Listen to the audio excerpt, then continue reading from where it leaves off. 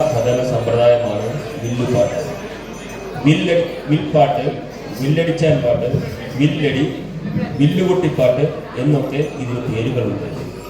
തെക്കൻ പാട്ടുകൾ എന്നറിയപ്പെടുന്ന കഥാഗാനങ്ങളാണ് വില്ലടിച്ചാൻ പാട്ടിനെ ഉപയോഗിച്ചിരുന്നത്. അതുകൊണ്ടാവണം തെക്കൻ പാട്ടുകൾ എന്നാൽ വില്ലടിച്ചാൻ പാട്ടുകൾ എന്ന പണ്ഡിതന്മാർക്ക് പോലും ഉണ്ടായത്. അനുഷ്ഠാനപരമായി രൂപം കൊണ്ട ഈ കലാരൂപം പരിഷ്കാരങ്ങൾക്ക് വിധേയമായി വിൽക്കലാമേള എന്ന പേരിൽ കേരളത്തിൽ മുഴുവൻ ഉത്സവങ്ങളോടനുബന്ധിച്ച് ഒരു കലാപരിപാടികൾ അവതരിപ്പിക്കുന്നു. പങ്കട 1340 SNDP ഗുരുദേവ ക്ഷേത്രത്തിലെ 12ാമത് പ്രതിഷ്ഠാ മഹോത്സവത്തോടനുബന്ധിച്ച് 1539 നമ്പർ ഗുരുദീപം മൈക്രോ യൂണിറ്റ് അവതരിപ്പിക്കുന്ന വില്ലടിച്ചാൻ പാട്ട് ഈ സ്റ്റേജിൽ അരങ്ങേറുന്നു. കുറച്ച് നാളത്തെ പ്രാക്ടീസ് കൊണ്ട് മൈക്രോ യൂണിറ്റ് അംഗങ്ങൾ അവതരിപ്പിക്കുന്ന പ്രോഗ്രാമാണ് ഇത്. തെറ്റുകുറ്റങ്ങളുണ്ടെങ്കിൽ സദയം ക്ഷമിക്കണമെന്ന് ഗുരുദേവനാമത്തിൽ അപേക്ഷിക്കുന്നു.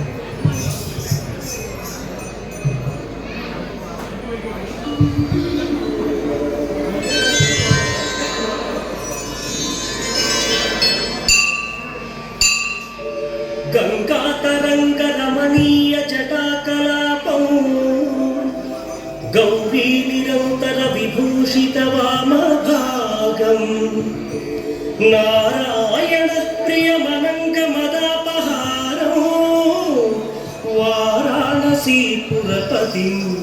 భజ విశ్వనాథం వాచామగోచరమనేక గుణస్వరూపం వాగీశ విష్ణు సురసేవిత పాదపీఠం వామేణ విగ్రహవరేణ కళత్రవంతం వారాణసీపురపతిం భజ విశ్వనాథం.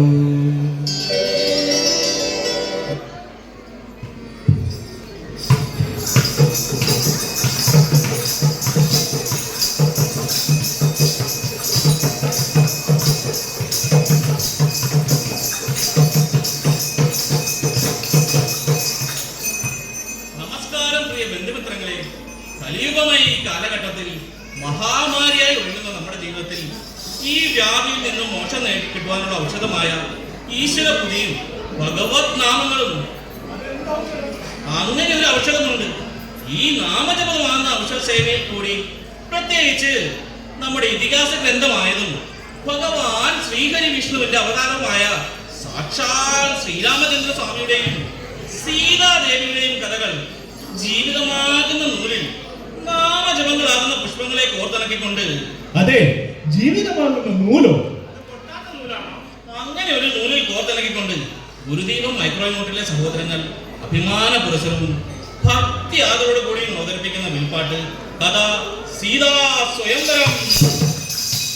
ഹരേ രാമ ഹരേ രാമ രാമ രാമ ഹരേ രാമ ഹരേ രാമ രാമ രാമ ഹരേ ഹരേ രാമ രാമ ഹരേ ഹരേ രാമ രാമ ഹരേ ഹരേ ഹരേ കൃഷ്ണ കൃഷ്ണ കൃഷ്ണ ഹരേ ഹരേ ഹരേ കൃഷ്ണ കൃഷ്ണ കൃഷ്ണ ഹരേ ഹരേ വന്ദനം വന്ദേനം ശ്രീ ഗുരു ഗുരുതും വന്ദനം നേരുന്നേ അംഗനതും വന്ദനം വന്ദേനം ശ്രീ ഗുരു ഗുരുതും വന്ദനം നേരുന്നേ അംഗനതും വന്ദിച്ചിടട്ടെ ഈ രാമകഥകളെ വന്ദിച്ചിടട്ടെ ഈ രാമകഥകളെ ചിന്തിച്ചിരാതെന്ന് ചൊല്ലിടുന്നു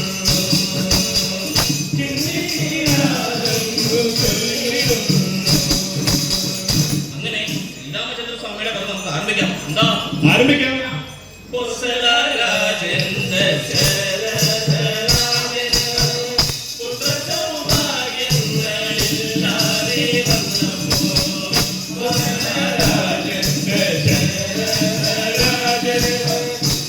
സൗഭാഗ്യങ്ങളില്ലാതെ വന്നപ്പോ ആചാര്യ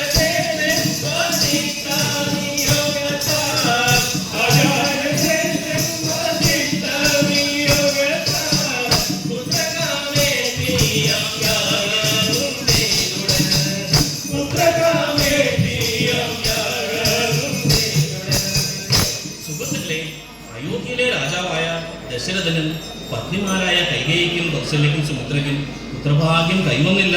അത് കഷ്ടമായി പോയി. തന്നെയുമല്ല, പുത്രദുഃഖത്താൽ തങ്ങളുടെ ജീവൻ പോലും വെടിവാൻ അവർ തയ്യാറായി. അത് വേണ്ടായിരുന്നു. ആ സമയത്താണ് ഏത് സമയം? തന്റെ കുലഗുരുവായ ശ്രീ വസിഷ്ഠമുനിയുടെ നിർദ്ദേശപ്രകാരം വളരെ വിശിഷ്ടമായ പുത്രകാമേഷ്ടി യാഗം നടത്തുവാൻ തീരുമാനിച്ചത്. പുത്രകാമേഷ്ടിയോ? അതെന്ത്? അങ്ങനെ ഒരു യാഗമുണ്ട് കൂട്ടരെ. എന്തായാലും വളരെ വേഗത്തിൽ തന്നെ ആ യാഗം ആരംഭിച്ചു. അത്ഭുതം എന്ന് പറയട്ടെ, ആ യാഗാഗ്നിയിൽ നിന്നും അഗ്നിദേവൻ ഉയർന്നു വന്ന് നല്ല ഒരു പായസം രാജാവിന് സമർപ്പിച്ചു. എന്നാൽ അത് കടുംപായസമായിരിക്കും. എന്നാൽ അത് അമ്പലപ്പുഴ പാൽപായസമായിരിക്കും. ഈ ഒന്ന് നല്ല കൂട്ടരെ നല്ല ഒരു പായസം കൊടുത്തു. രാജാവാണെങ്കിലോ ഉടൻ തന്നെ പത്നിമാർക്കത് നൽകി. എത്രയും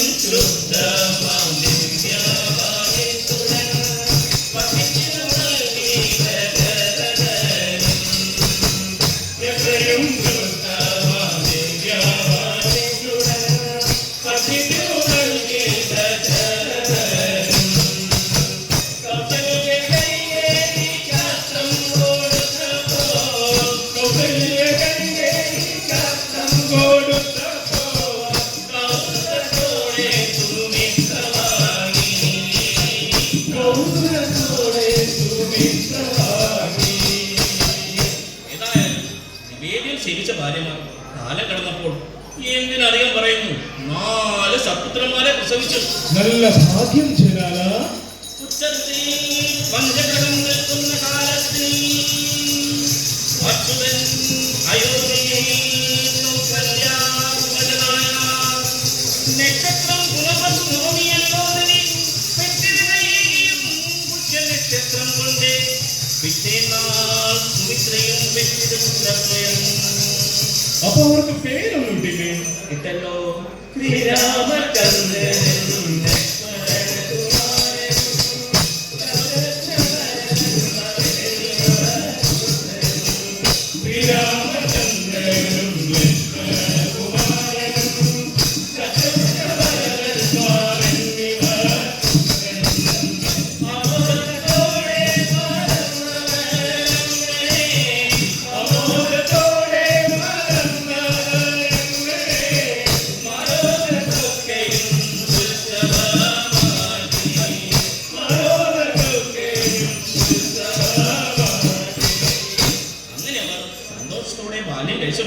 എന്ത് കഴിച്ചുകൂട്ടി? കുട്ടിക്കാരൻ വളർന്നു വന്നു. അങ്ങനെ വന്ന കാര്യം പറഞ്ഞതാണേ. അങ്ങനെ കുലഗുരുവായ വസിഷ്ഠന്റെ ശിക്ഷണത്തിൽ വേദശാസ്ത്രങ്ങളും ആയോധന കലകളും ഒപ്പിച്ചു വരവേ രാജഋഷി വിശ്വാമിത്രന്റെ ആവശ്യപ്രകാരം രാമലക്ഷ്മണന്മാരെ യാഗരക്ഷയ്ക്ക് കൊണ്ടുപോവുകയും മാർഗമധ്യേ ഘോരരൂപിണിയായ ഒരു രാക്ഷസിയെ കാണുകയും ചെയ്തു. രാക്ഷസിയെ? കാലത്തിൽ നിന്നും മനുഷ്യ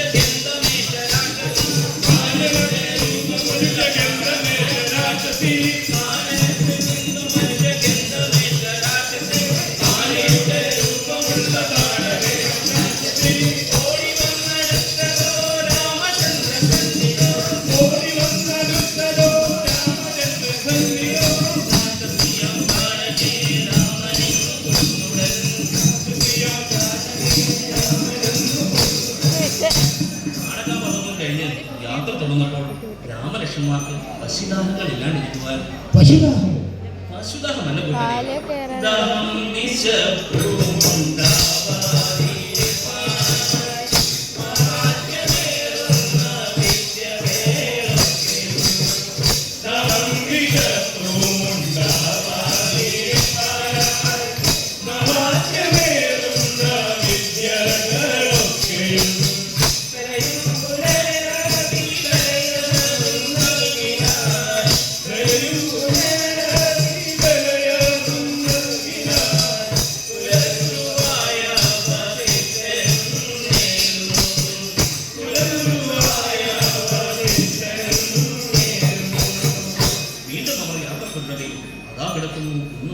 അല്ല കുന്നുപോലൊരു കല്ലോ?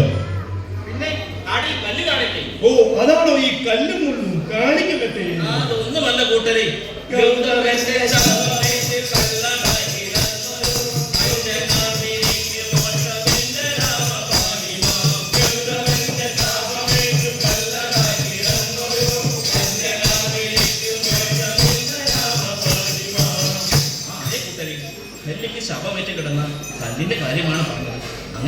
ശാപമോക്ഷവും കൊടുത്ത് രാമലക്ഷ്മണ വിദേശ രാജ്യത്തെത്തി.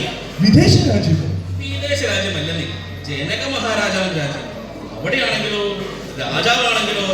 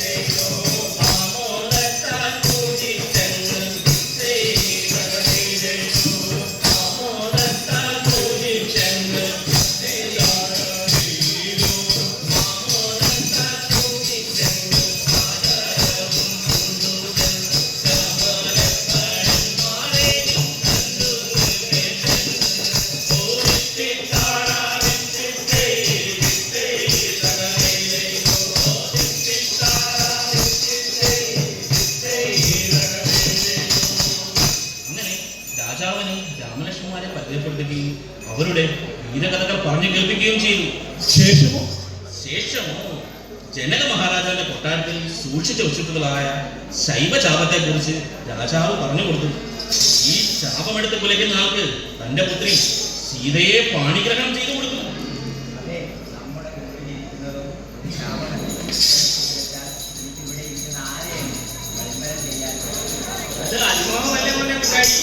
അങ്ങനെയുള്ള ശാപമല്ല കൂട്ടരെ, കേട്ട മാത്രയിൽ തന്നെ എന്ത് ചെയ്തു?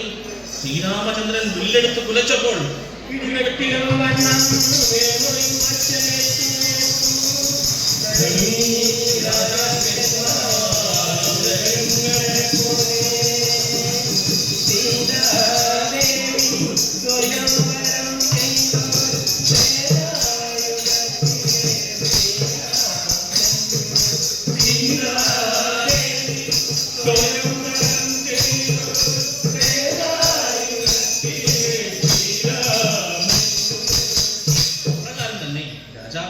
മറ്റു പുത്രിമാരെയും രാമ സഹോദരന്മാർക്ക് വിവാഹം ചെയ്തു കൊടുത്തു. ആ പുത്രിമാർ ആരൊക്കെയാണെന്ന് കേൾക്കട്ടെ.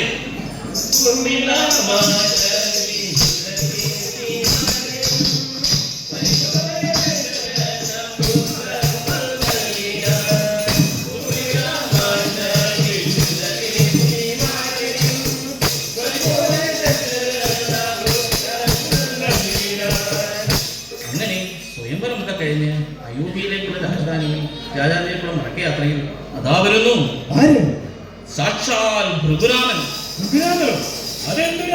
അതാണ് കൂട്ടരെ പരശുരാമൻ. ഒരു കൈയിൽ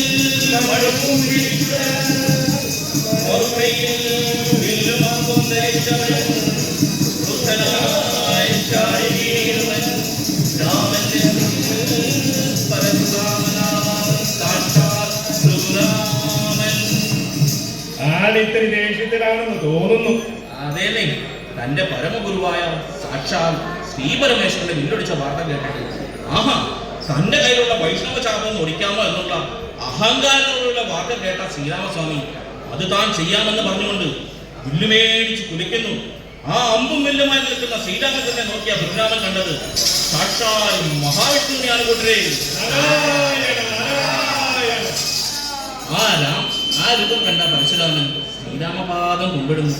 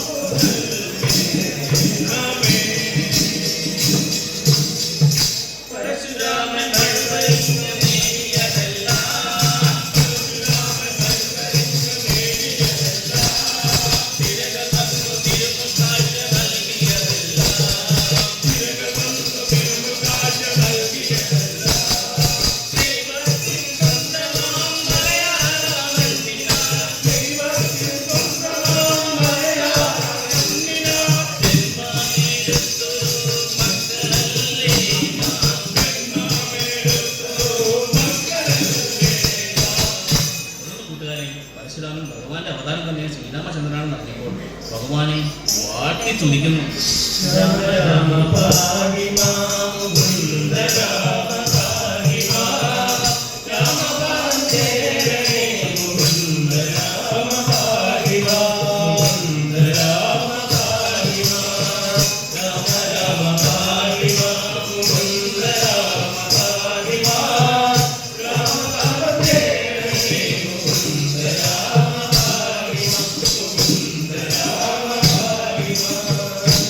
അങ്ങനെ രഘുരാമനായ സാക്ഷാൽ പരശുരാമന്റെ അഹങ്കാരവും ശമിപ്പിച്ചുകൊണ്ട് ശ്രീരാമചന്ദ്രസ്വാമി വിശ്വാമിത്ര മഹർഷിയോടൊപ്പം അയോധ്യയിലേക്ക് മടങ്ങിയ ശേഷം വിധിപ്രകാരം എല്ലാവരുടെയും വിവാഹം ആഘോഷിക്കുകയും ചെയ്തു.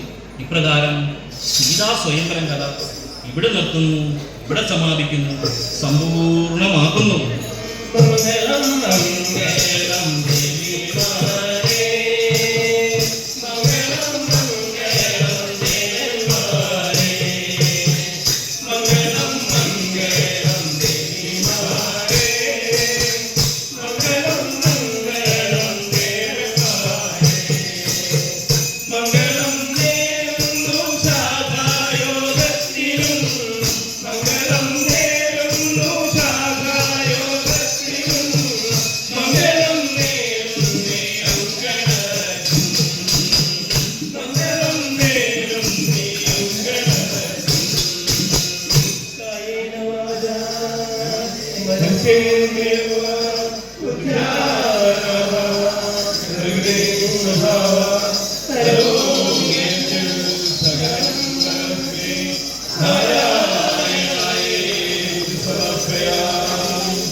ഓം ശ്രീ നാരായണ